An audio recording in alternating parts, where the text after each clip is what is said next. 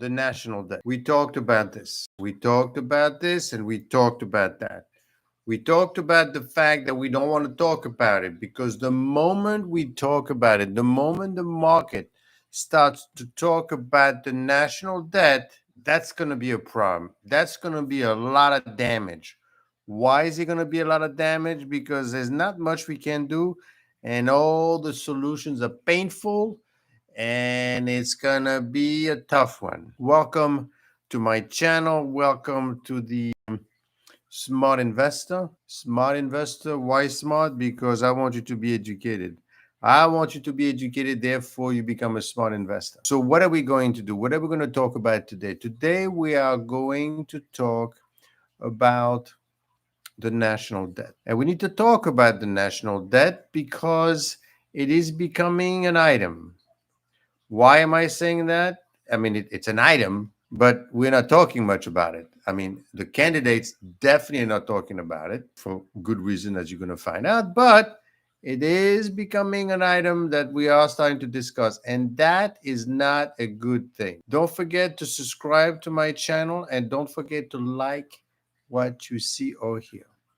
And this is important for you as an investor because, as we've seen in the past, the market basically feeds off a story. What do you mean by a story? Well, originally it was about, is the Fed going to lower the rate? The Fed needs to lower the rate because the market needs it, and because the economy is slowing down, and we're going to have a recession. And if they don't lower the rates, we're going to be in big trouble. What did we find out? That Fed didn't lower the rate that much. And what we found out is that, you know what? It doesn't look like we have a recession after all. So that was an interesting one. So what's happening now? What's happening now is the fact that what's going on. We need to make sure that we don't have inflation, and the inflation is okay. Okay, so it's not an issue. We don't have an inflation issue anymore. What is else going on? Well, we have a recession. We don't have a recession, so that's not the. So what is the topic right now? The topic is about the earnings. Look what happened to Tesla. Again, take a look at my Patreon channel, so you could find out all the trade that I do. But basically, look at what's going on with Tesla. Look what happened to UPS. Look what happened to a bunch of companies that did well, and in their earnings, so the stock went up. So that's the story right now. And then we're basically waiting for the election to get through the election. But now my concern is, if we start focusing too much on the national debt, that we need to do something, and the market starts focusing on it, then we're in trouble because there's not much we can do. Okay. I'm gonna let's go to this video first and listen to what these guys have to say. Basically, Paul Tudor was puts up a little bit of a menu here. Yes. Of, I don't know if it's options. Actually, they may not be options at all. There are plenty of options. But there's not many ways to get where you need to go unless you start to do some of these things. Correct. Maybe. So the question is, of what's on the screen, you can let the tax cut. Okay, well, you know what? It's simple. Take a look. Tax hikes to stabilize debt to GDP. That's what you need. You need to let the Trump tax cut expire, the $390 billion. That is not what he's talking about. You need to raise the payroll tax by 1% and apply to all wages. $260 billion, and increase corporate tax rate from 21 to 25, which actually that's what he's going to do the other way around. That's expire. That gets you. Look, can I just say this? Yep. You have to let the tax cuts expire. You have to. Yeah, you have to let those expire. That's $390 billion. We're going to have, again, we're gonna be broke really quickly unless we get serious about dealing. Just keep in mind that every year the interest expense is $1 trillion. Okay, trillion every year just to stay afloat. With our spending issues, And unless we, and only we can either, I don't know if we'll be able to cut spending that much. 60% of our spending are transfer payments. But if you think we're going broke, and you think Trump is going to be the president, he's not going to let those tax cuts expire if he can avoid it. The thing He does not want the corporate tax rate to go to 25%, as you're suggesting it'll have to. He's suggesting it should go to 15%. I'm saying that just to get us to the point where we stabilize debt to GDP at where it is right now, here's what you need to do. You need to let the Trump tax cuts expire. That's $390 billion. You need to raise the payroll tax on every single working person, 1%. That's another big slug. You need to... What do you think that does to jobs? We're clearly going to have a period of contraction, which hopefully, that's why... And that's the reason why nobody wants to talk about it. So we're going to we're gonna raise taxes again. Everybody's gonna have to, basically, if you forget the detail, you're gonna have to pay more taxes. This is just to stay afloat. We're not even trying to bite at the national debt, right? We're just staying afloat because we need to find $1 trillion. But not only we're not doing that, but we're going the other way, okay? And I don't care if you're talking about Trump or you're talking about Harris. They're both going to raise, maybe in different ways. They're both going to raise the amount of debt and the national debt, and they're not doing much of anything. But they're political people. They're politicians. What do you think they're going to do? They're not going to do something that's going to destroy their possible. So the beast itself is in it, right? The seeds of destruction are already inside the process itself, and that's a problem. That's a big problem, because if the market starts focusing on this, now, of course, why would the market focus on that, right? Why would you want to do anything about it? Well, you're going to need to do something about it when you realize that you cannot finance anymore. For example, the first deadline that's coming up, it's around a couple of years from now, not Monday morning, but a couple of years from now, when the Social Security becomes unfunded. There's not enough money. I was going to say, it's going to be really important for the Fed to be able to offset the fiscal contraction area that's going to come. Then you want to increase the individual tax rate all the way to the top rate of close to 50%. Now, hold it. Yep. I don't want to do any of this stuff. What I'm telling you is that we've got to be serious about increase the individual tax rates on top 4 tiers. Now, watch out where the 4 tiers are. Where we are fiscally. And so I'm giving you, there's a whole set of options, right? We could go in and cut 25% of the federal workforce. Some people may do that. There's a website where you can go look and play with all the options. You can raise the capital gains rate from 21 to 28%. That only gets you $10 billion a year. It actually doesn't get you what you need. So I'm simply showing some of the things that you can do. Yes, you'd have to raise the tax rate on the top, I think probably everyone over 200 grand, probably have to raise that to 49.5. Everyone around 200 grand. So, that also means people like small businesses. %. If you do all these things, raise the Social Security from 65 to 70. If you raise the Social Security, I told you about that in a previous video. Got to raise Social Security. You do all these things, means test, Medicare. If you do all these things, all you do is you get to a primary balance. What that means is you stabilize debt to GDP. You're still actually increasing your debt. Right. You're still actually increasing it because it excludes the interest costs, which, oh, by the way, the interest bill this year is larger than every single line item except Social Security. It's larger than defense. Oh, I'm sorry. We're not even attacking the interest expense. We're just stabilizing. We say, okay, we're not borrowing anymore. This is it. We don't need to borrow anymore because we're doing this. But meanwhile, you still have to pay $1 trillion on top of that. Spending larger than Medicare.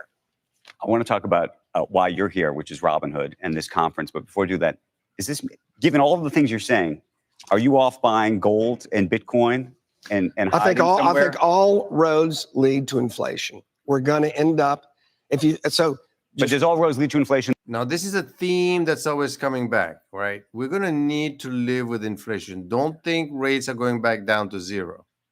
So that obviously is going to put pressure on the stock market. We're not going to see, these huge increases because people have choices. Inflation means rates are going to stay higher. And therefore, gold is a good investment. Is Bitcoin a good investment to you?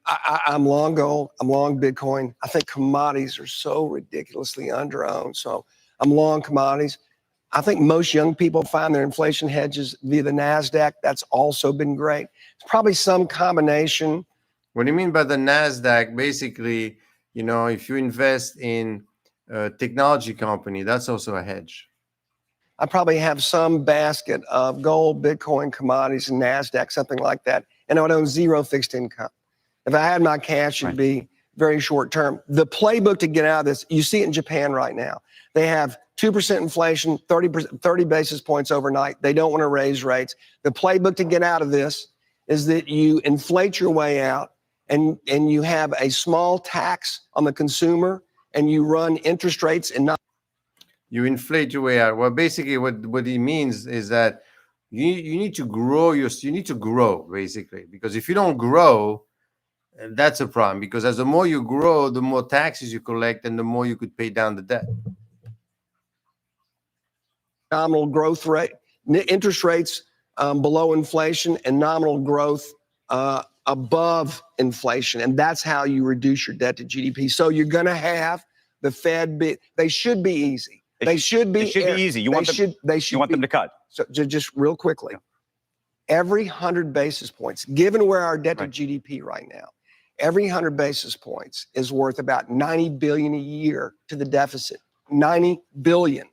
So yes, if we're trying to stabilize debt to GDP, we want to run the most dovish monetary policy that we can without letting inflation become too much of a tax on this. So basically, you need to lower. So this is the game that they're going to need to play. They need to lower the rates. Okay. But they got to make sure that you have growth, because you need growth in the system, right? Because the more money you make, the more taxes you pay, right? But we don't want to give rise to inflation again. So it's a balancing act. Now, obviously, when you're going to lower the rates, it's going to be great because the market is going to keep going up. But at the same time, you don't want to have inflation either, right? So you need to control the system. It's an impossible balancing act, quite frankly, right? Now, is this going to mean the stock market is going to crash on Monday morning? No, that's not what it means, right? As an investor, you need to be educated. You need to understand what's happening. You need to know that instead of looking to profit from gains of stock going up so quickly, you need to make sure that you protect your portfolio against that. And that is the national debt's going to come crashing down on your feet. The moment the market realizes that this is becoming an issue, now obviously the market is not out to destroy itself either, right? But the market are all these people that are concerned. Now, the only reason this whole thing comes to, the rubber meets the road is when, okay, well, we're going to need money now to finance whatever it is that we finance every year, the national debt, and obviously the interest expense, and whatever is going on with Social Security and blah blah blah. We need to raise money, so we're going to go to the treasury market and raise. What happens if they said no more? I'm not giving you the money. I am not I don't need any more dollars, either because you're not the reserve currency anymore, think BRICS, or because we don't trust you. We don't think you're going to be able to pay us. Then you've got a problem, because now you don't have the money to refinance anything. And that thing that he's talking about that we should be doing, cutting taxes and I mean, raising taxes and raising taxes and raising taxes and raising the retirement age, you're going to have to do it. You will not have the money to pay the people. I know right now it feels like, well, they're fighting in Congress, doing a bunch of things, but eventually they get the money anyway. Why do they get the money? They go out, they say, here's a piece of paper. Here's, $200 billion. Give me the cash. And they take the money, and then here's the old notes and give me the new notes, right? We're refinancing, even though you're like 120% indebted. What happened when they stopped doing it? They, meaning the investors in the treasury. Why would they not want to hold dollars? Well, because maybe they don't think that we could pay for it, or maybe they think that we're not a reserve currency anymore, and the U.S. is not like the U.S. it used to be. Blah blah blah, and then you don't pay. Then you got yourself a problem, my friends, because then the market realizes, okay, so then these people that used to have the money going into the system is not going, so that impacts. So you have a recession, and it's a mess. Now, another guy that talks about that all the time. Okay, let me share with you this other video, which I still think is basically saying that the U.S. is a debtor nation.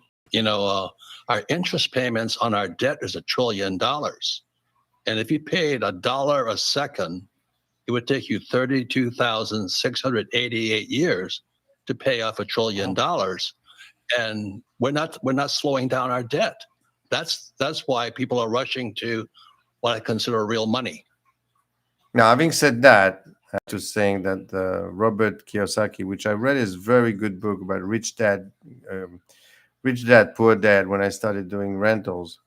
And that's what he got himself involved. And he wrote the book. And now he's saying that everything is going to go to the tanker, the crapper. But that's because he also, is very closely tied to current commodities and gold, always trying to sell you gold. So, I mean, let's listen to what he says, but understand he's got something to sell. I always tell you, watch out what people, who's talking to you.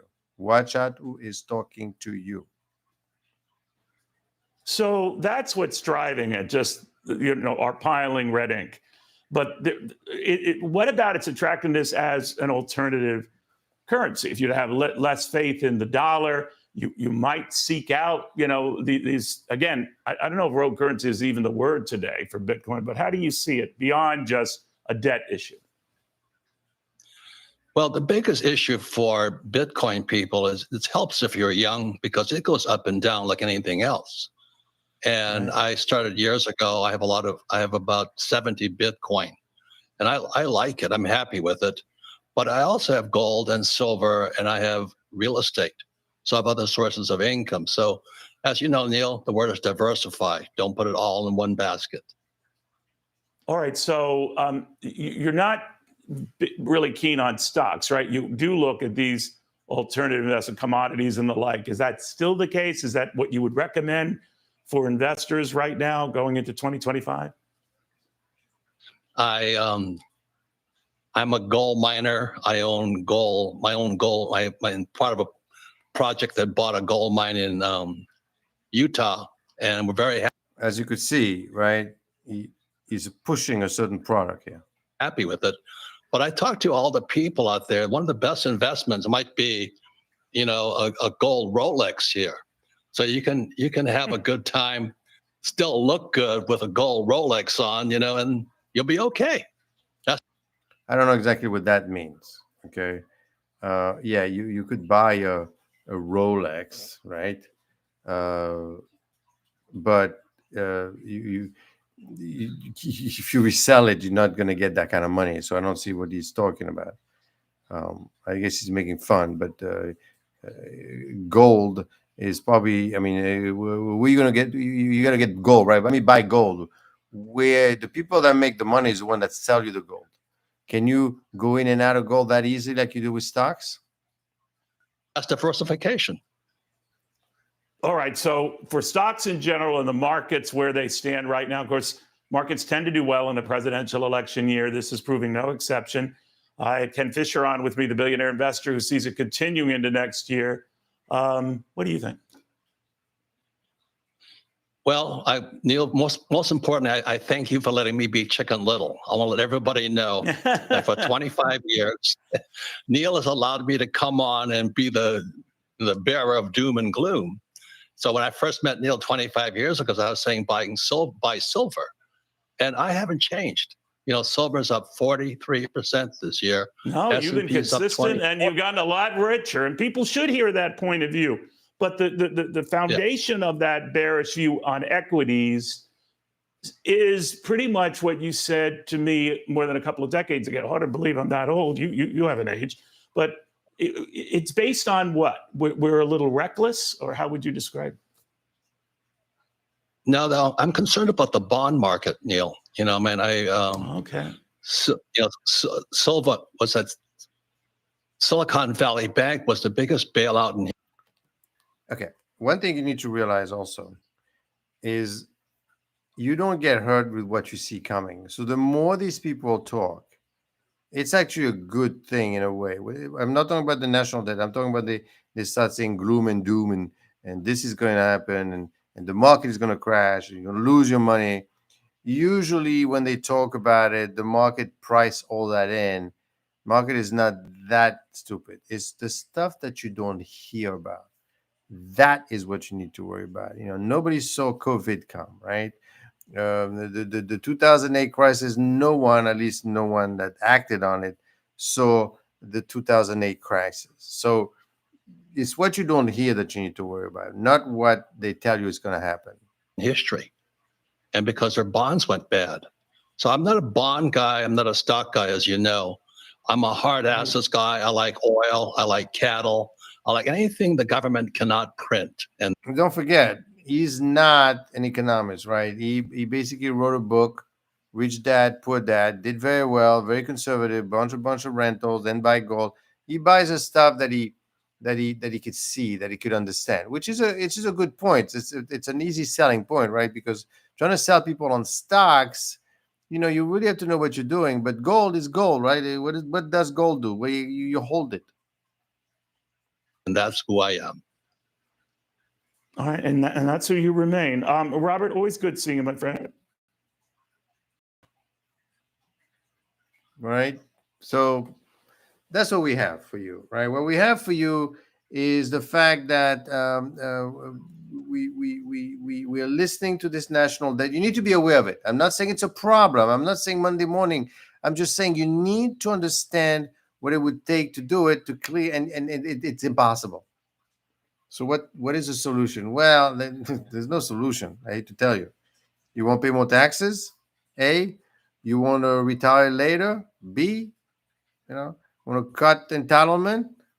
Cut Medicare? Cut Medicaid? I know.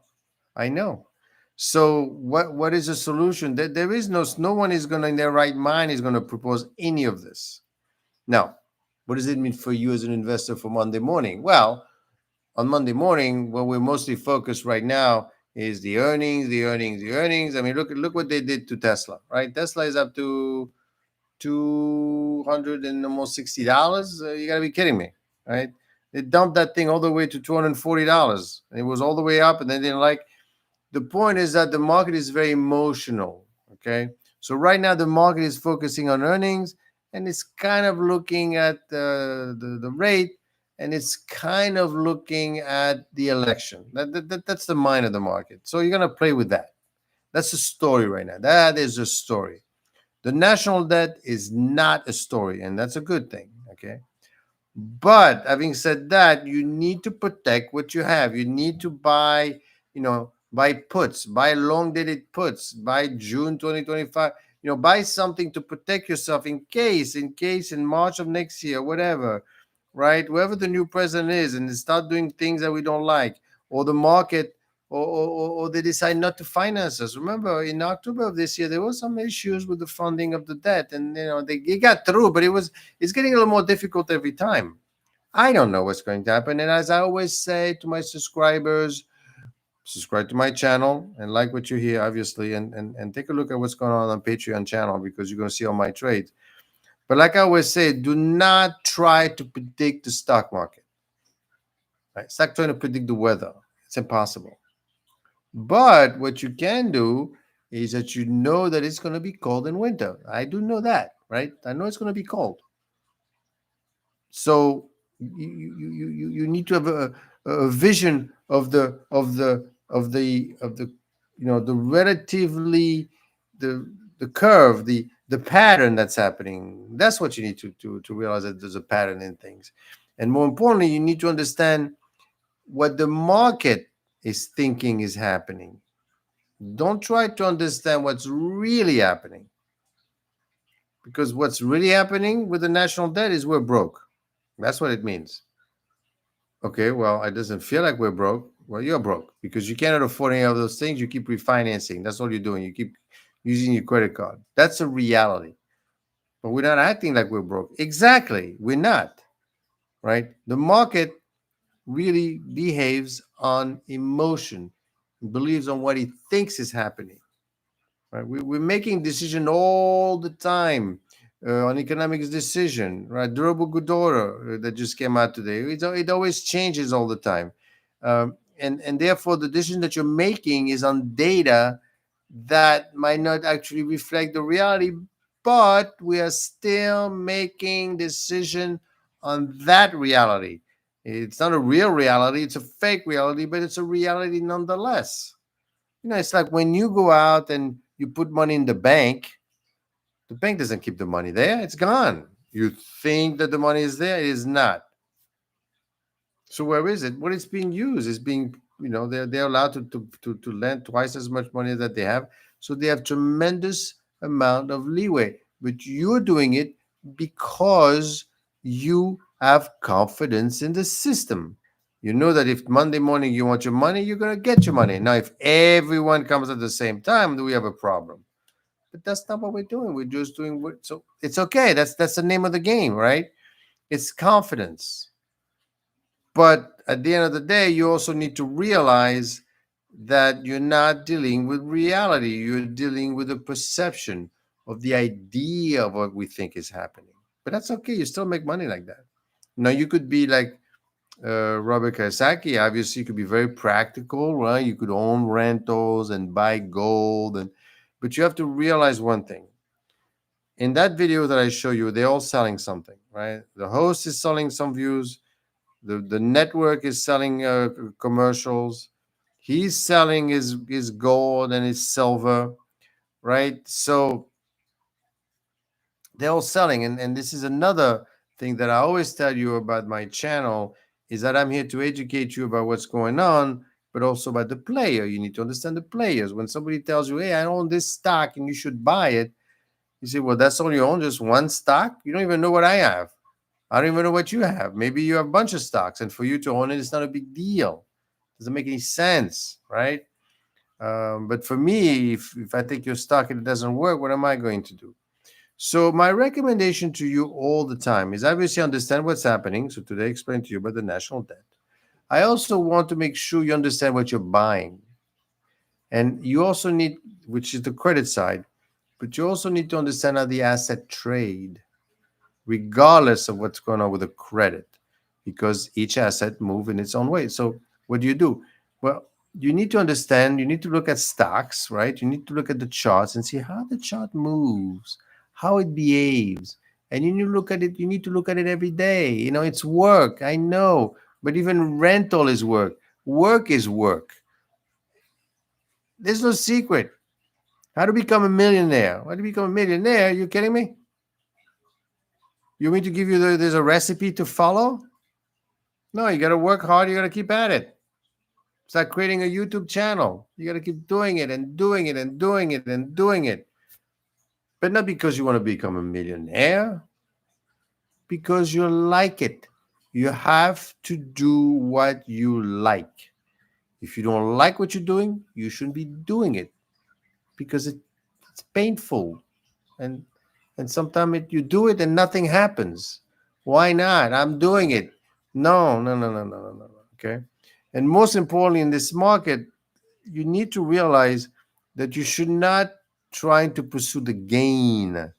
I need 100, I need 2,500%, because there's so many NVIDIA out there. There aren't that many, right?